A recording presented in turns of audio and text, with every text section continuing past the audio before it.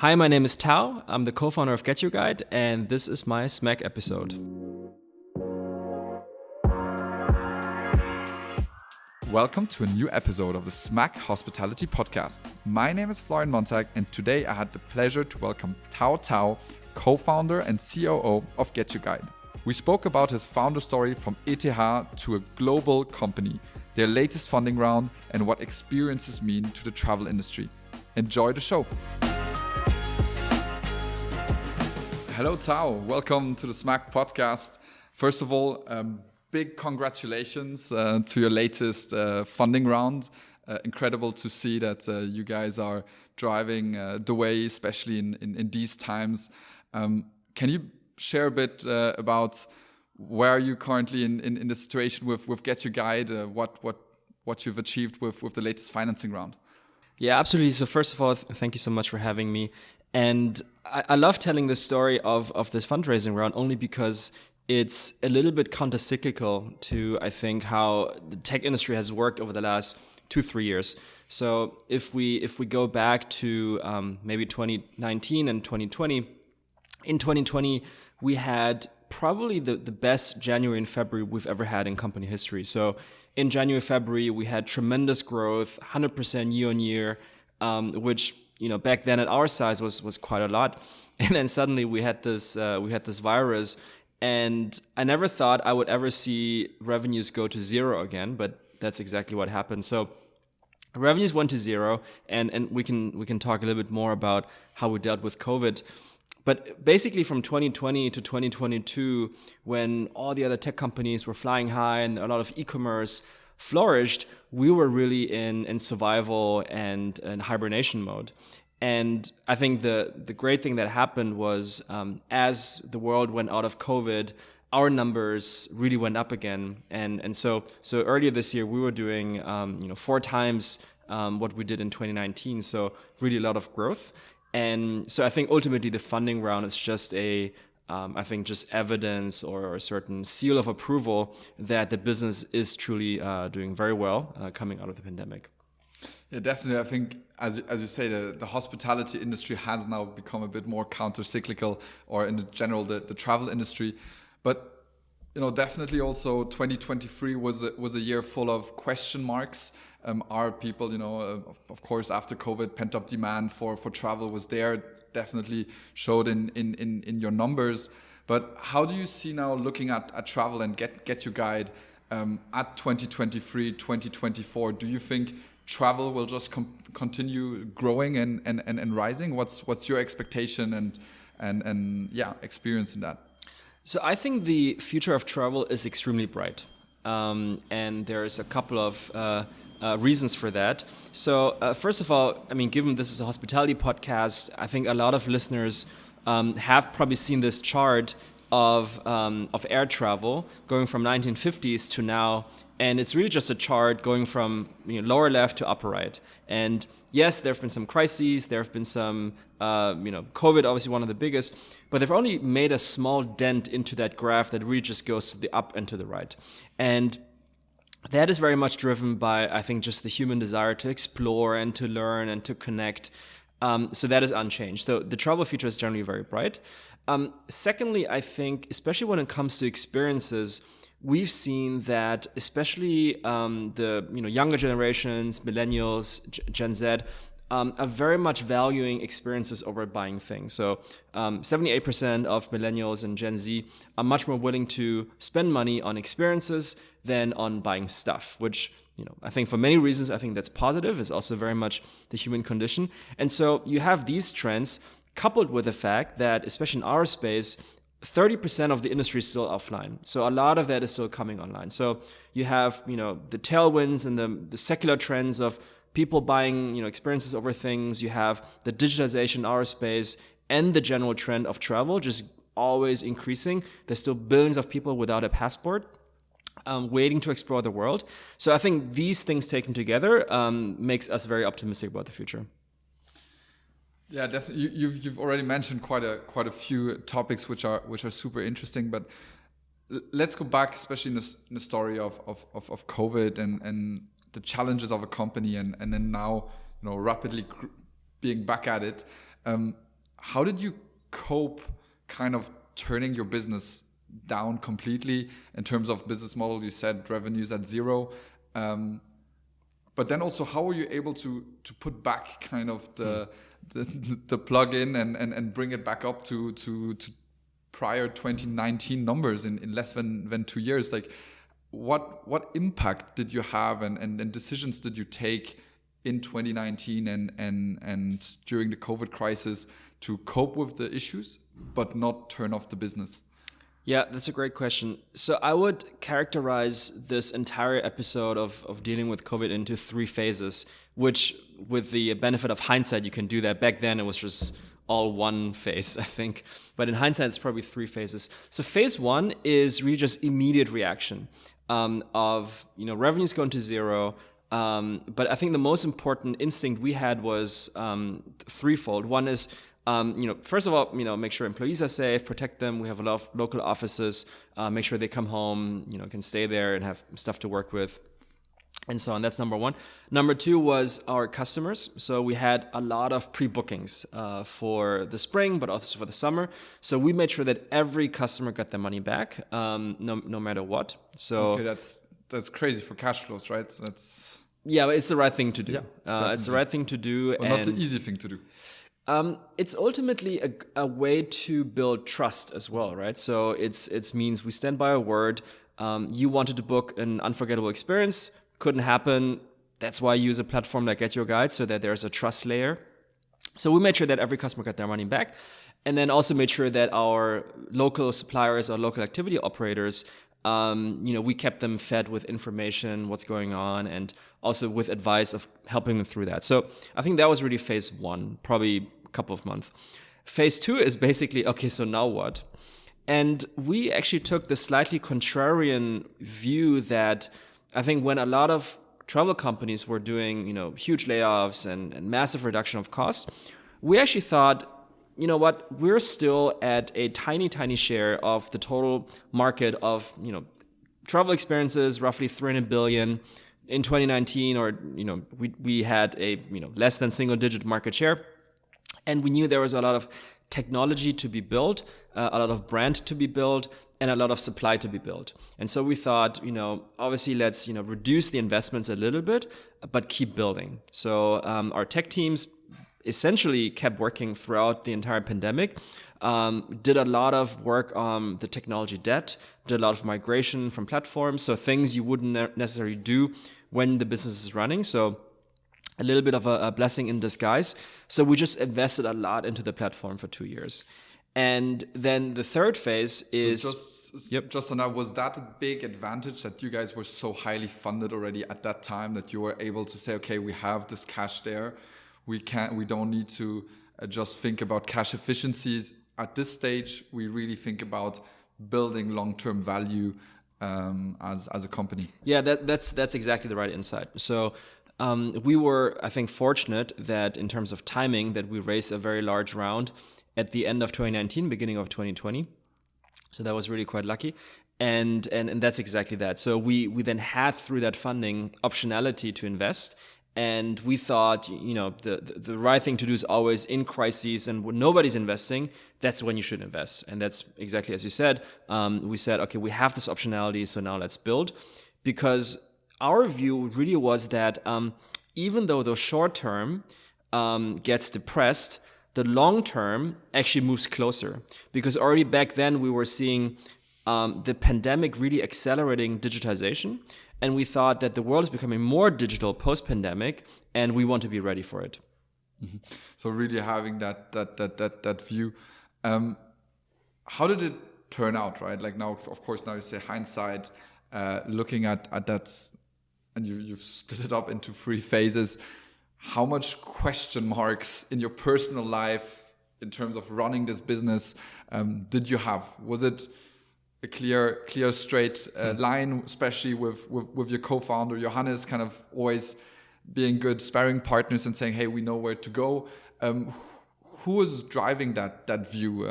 Was it mentors and investors, the board?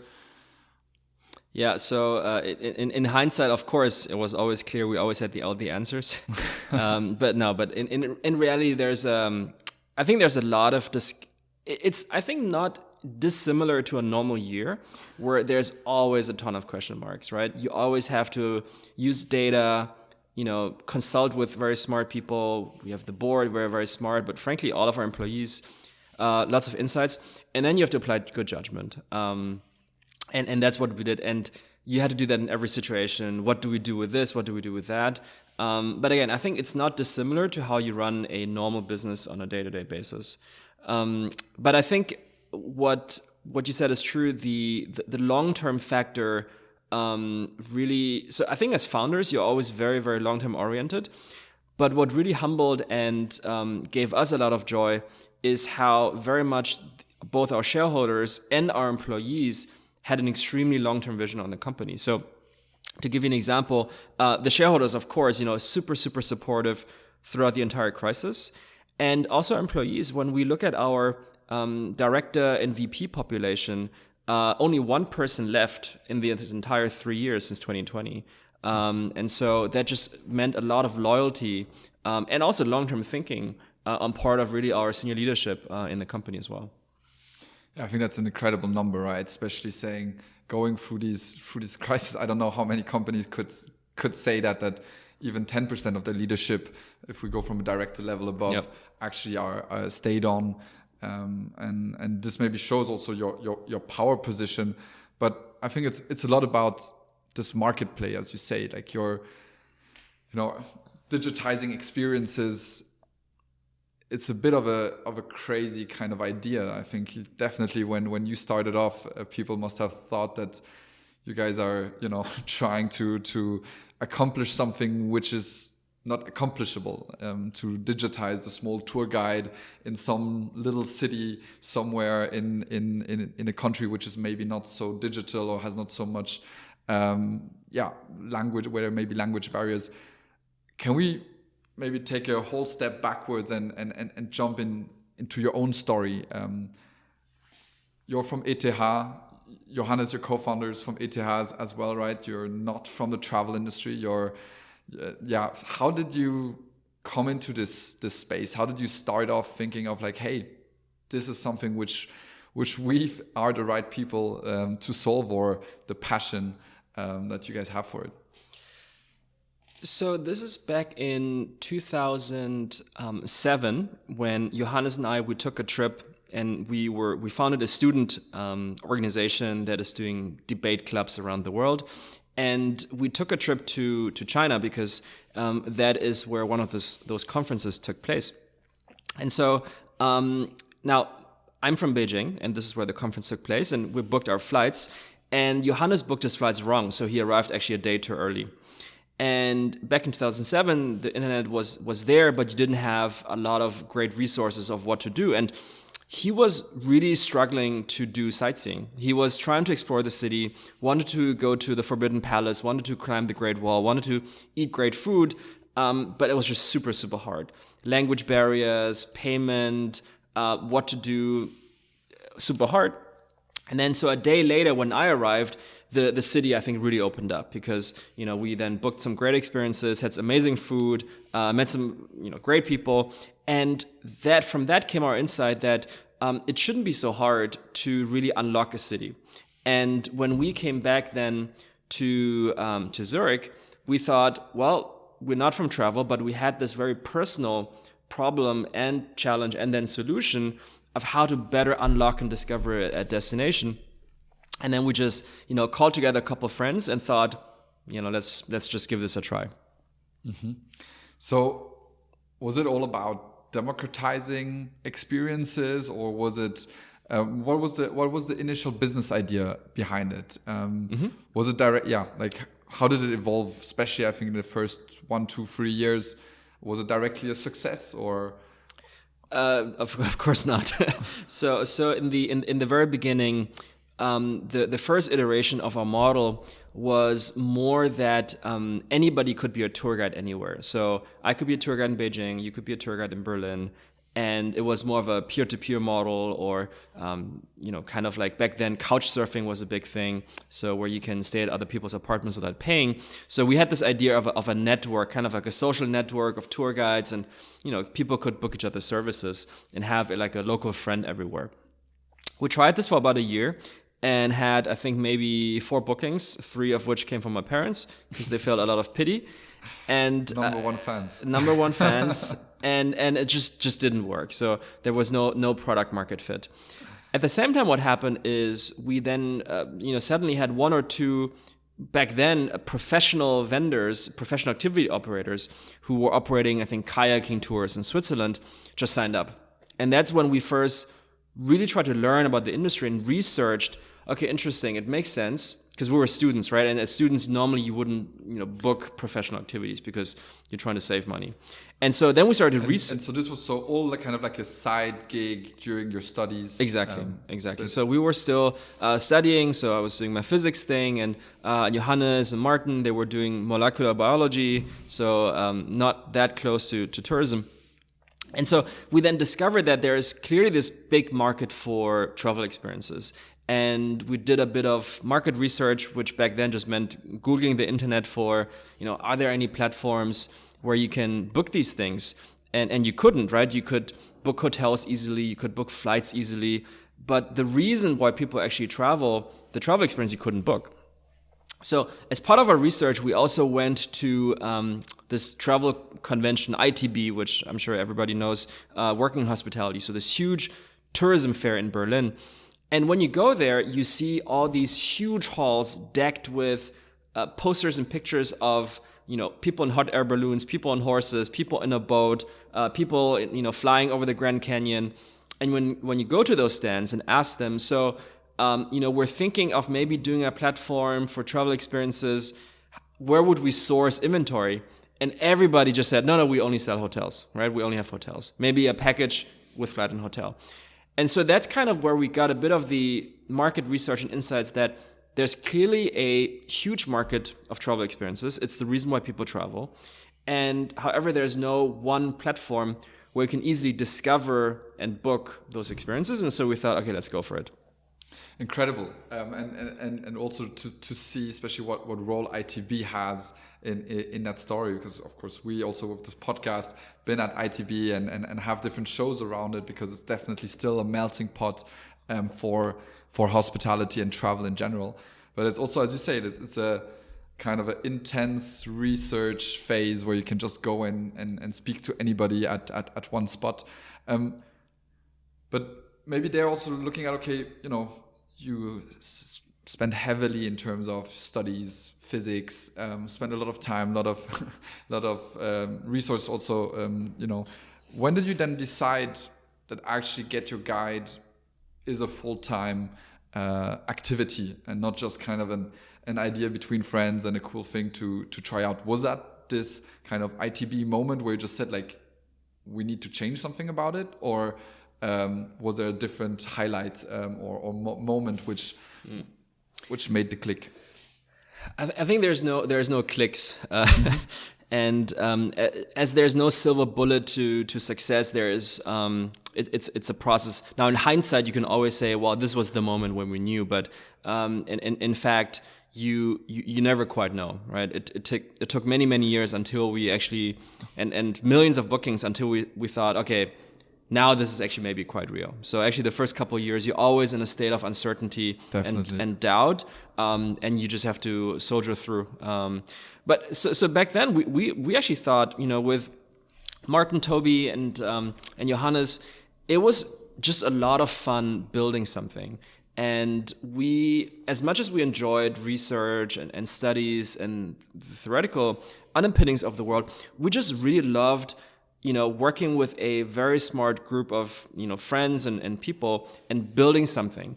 And maybe for the young professionals listening, our rationale back then in terms of career was, well, if this works, great.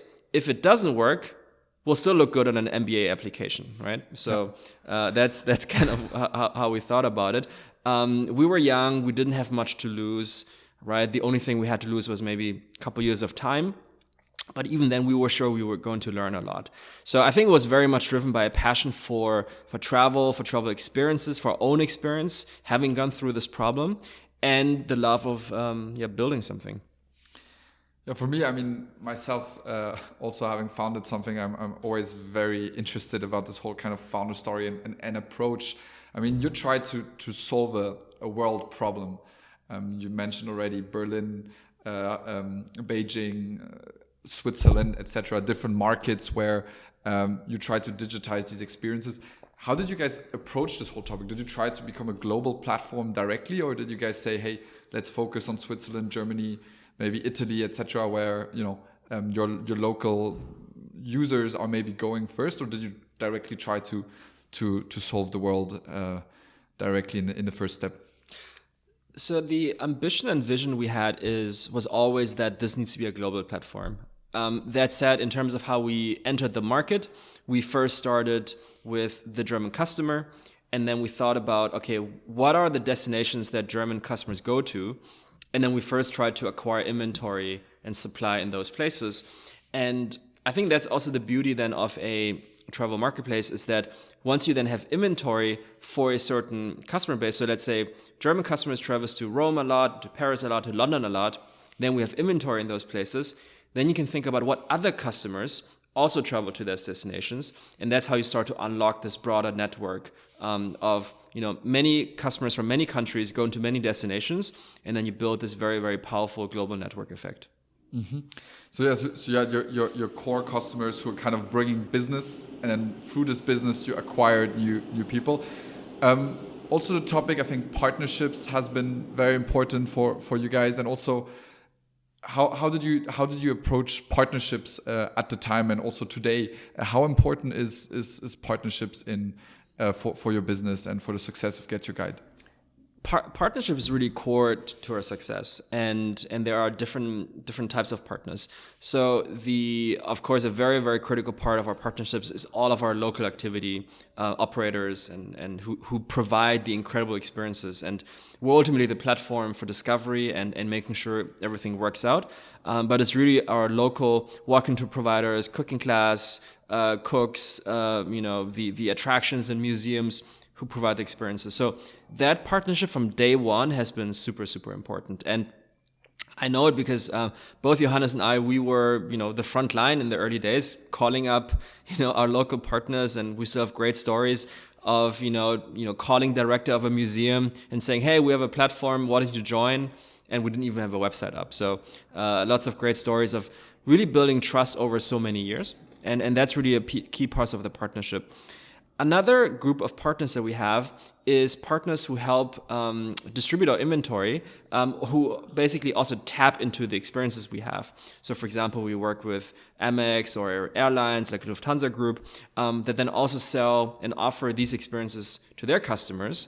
And so partnership is really very critical to our success. And yeah, I mean, you also have the originals, right? Mm-hmm. Originals is something I think which made me fall in love with GetYourGuide for the first time, was actually being able in Bologna to book a little tour for like really foodie kind of best experiences, where you go in and eat some raviolis with nonnas, etc. Like, how did you guys launch that, and how do you maybe also have these relationships with all of them? How special is it, and how difficult is it actually to maintain, have them on the platform and really make it unique? Yeah, so Originals is a collection of truly extraordinary experiences on GetYourGuide. And our goal with them and with our partners is really to tell a story. And probably our most successful GetYourGuide original that we've launched was together with the Vatican Museums. So the Vatican Museums has been a longtime partner of ours, and we've been, helping them to, sell tickets, but also we work with a lot of companies who operate walking tours and historic tours through the Vatican. And so we've been the Vatican has been a great partner for us. And at one point we thought, okay, how can we tell the story of the Vatican even better? And the idea we came up with is an experience which is called turning on the lights at the Vatican. And so I had the great privilege to do this myself. And what happens is you meet in front of the Vatican at 6 a.m. in the morning, and then out comes Gianni, who is the key master, so the clavigero. And in his hand, he has his 50 keys to the, I don't know how many doors inside the Vatican museums. And then you just open every door one by one. You open the windows, you turn on the light in the map room, and then the highlight is you go with your very, very small group and Johnny into the Sistine Chapel, and then he turns on the light in the Sistine Chapel, and you see the incredible artwork. And so that experience we've then immortalized through videos and media, and really tells a beautiful story of the Vatican. Now, this experience you can also book, very, very limited spots. And so anyone who's going to Rome, I can highly recommend it. It's really a once-in-a-lifetime experience. And through these originals experiences, we just want to take the customer, below the surface. So you go to Rome, you don't just only, go to the souvenir shops or only eat food, but you want to explore the history and the stories of that place. And with originals, we want to tell the story and bring those destinations closer to our customers. So is that kind of, when we now look into the future, GetYourGuide in the future, is it these originals where you say that is where you're driving like the next step as well, and say like we will really build unique experiences, or how do you see the next evolution of GetYourGuide? Yeah, so at GetYourGuide, our mission is to really unlock all incredible experiences and unforgettable experiences around the world. So our ambition very much is to offer anything above a certain quality standard that there is in the world. Whether you want to do, the Spree River cruise here in Berlin, or go up the TV tower, or take an original. So the originals collection on GetYourGuide is really what we think is the best stories that we can tell. But that is, however, complemented with the entire offering that ICity has to offer. So I would say originals sits very comfortably next to all the other selection that we have. Mm-hmm. Let's go more in maybe also again your personal story. You founded a company right out of university or during university.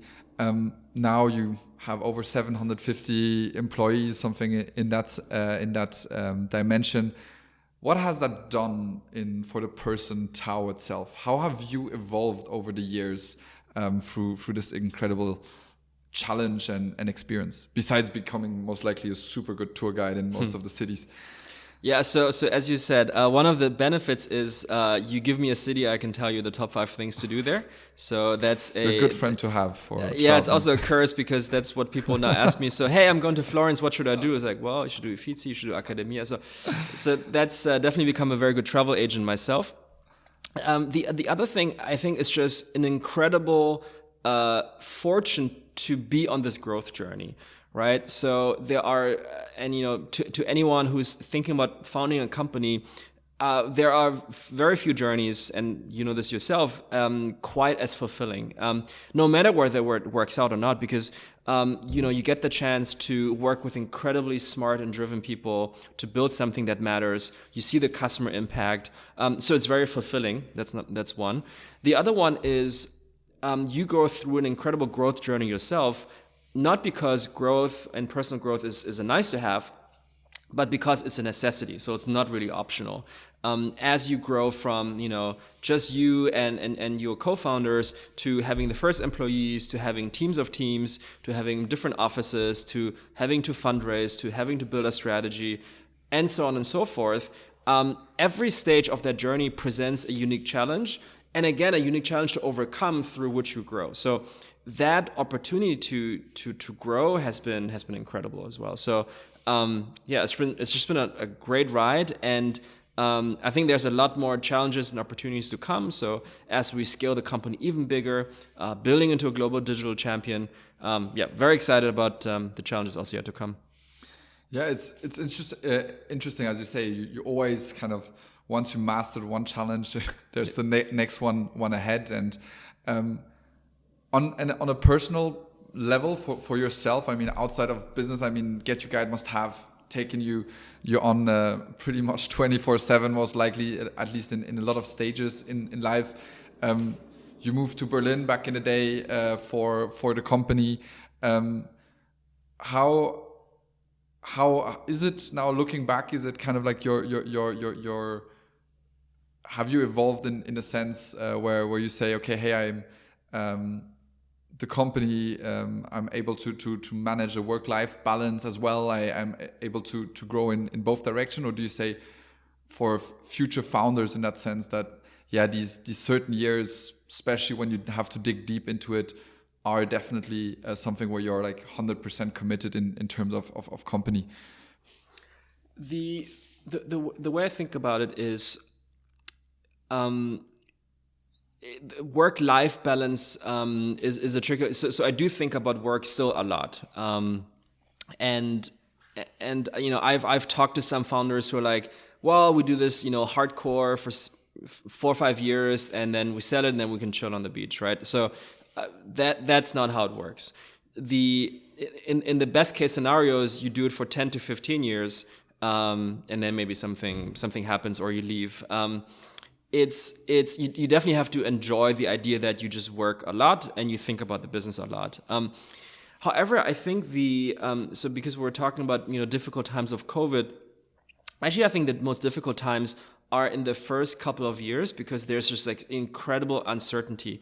You don't know for the first 1, 2, 3, 4 years if you're doing something for nothing, if you're actually building something that customers truly want or truly need, or whether the business model and financial model actually works out. So I think those times are the toughest. And the one thing I would caution is actually not so much the working too much. It's a little bit of protecting yourself against having too much burden on your shoulders and not sharing it. Mm-hmm. So I think from a mental health perspective, probably the toughest times are the ones where you maybe feel alone or you feel like nobody else can help you, and that's also why I strongly recommend having co-founders, because those are the people you should rely on and just have companions on the journey. So that's probably the one tip I would give. But otherwise, look, this is great fun.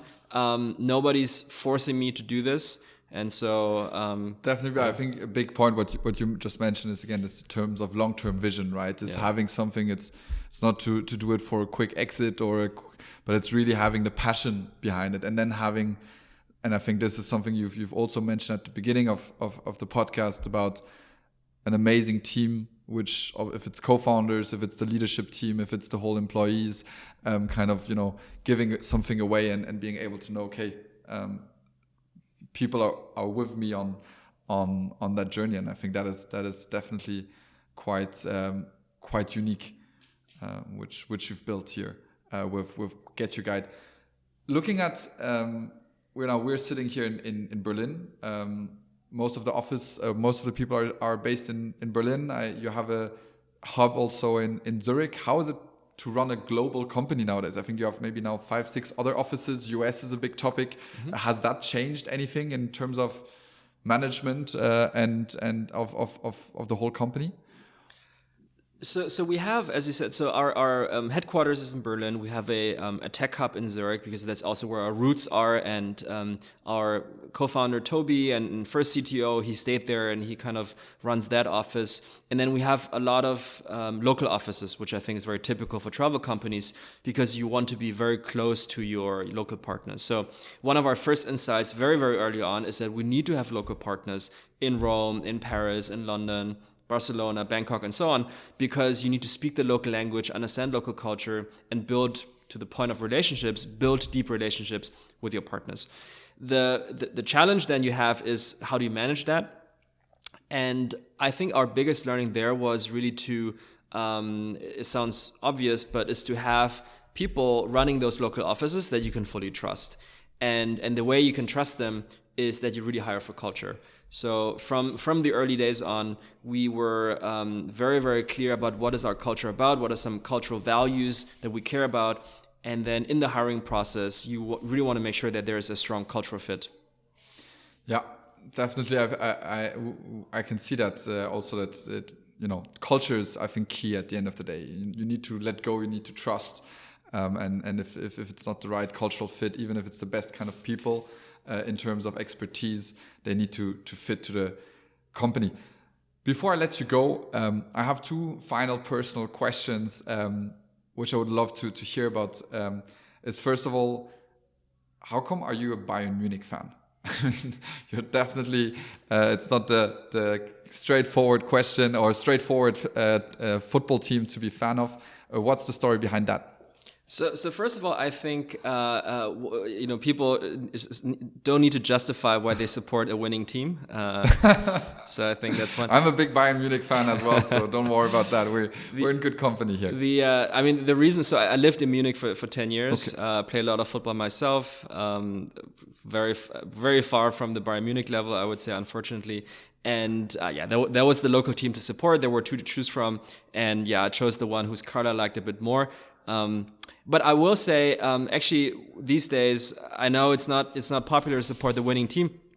But when kids of friends, when friends of mine have kids, I usually send them a care package with Bayern Munich apparel, so that they become Bayern fans. And usually my friends are not Bayern Munich fans. And when they ask me, why are they turning into Bayern Munich fans? It's like, well, I want to make sure they have the experience of winning the Champions League one day. So. No, but I grew up in Brussels, and I'm German, and my family is German, and I also received a Bayern Munich shirt as a little kid. Yep. And I became a Bayern Munich fan without my parents not being fans and not really caring. But it's also often in Belgium, for example, nobody really knew any other team than Bayern Munich than a winning team. So that was also. I think it's a good thing what you're doing is sending the apparel. It's definitely increasing. Sharing experiences. There's something beautiful about, and we have, stadium tours around the world. And I think, obviously, it's great to support a team from a bonding perspective, but it's just a beautiful experience to watch your team win the Champions League and, celebrate. It's just great fun. Amazing. Last question. What's your favorite tour, or what is your tour which you have in mind, which would be your favorite, which is not on the platform yet, which you do not have kind of an originals yet, or where you say, this is the one on my bucket list to get onto GetYourGuide? Oh, that's a good question. Hard to say. So it depends a little bit on personal preferences. For me, I'm a big sports and food fan besides travel. And probably for me, some kind of a food experience where you maybe do a cooking class with one of those very famous chefs, probably that. So you take any of the super famous 3-star Michelin or whatever you see in Chef's Table, probably Chef's Table, one of the chefs, and you travel to a very remote region. Maybe you forage for your own mushrooms, maybe do some hunting for the deer that you eat or whatever, and then cook it together and eat together. So I think that would be a very cool experience. Perfect. So we have something on the bucket list, 2 years Smack special episode, with a great chef filming an amazing experience and having a great chat at the same time and trying amazing food. Tao, thank you so much for being on the show. It was a real great time to get to know you, and thank you for joining us. Thanks for having me. It was a pleasure. That's it for this episode, everybody. Thank you for tuning in. Don't forget to share your thoughts on this episode and everything else that is going on at Smack with us by checking out our website at smack.media or connect with us on LinkedIn, YouTube, or Instagram. We'll see you next time.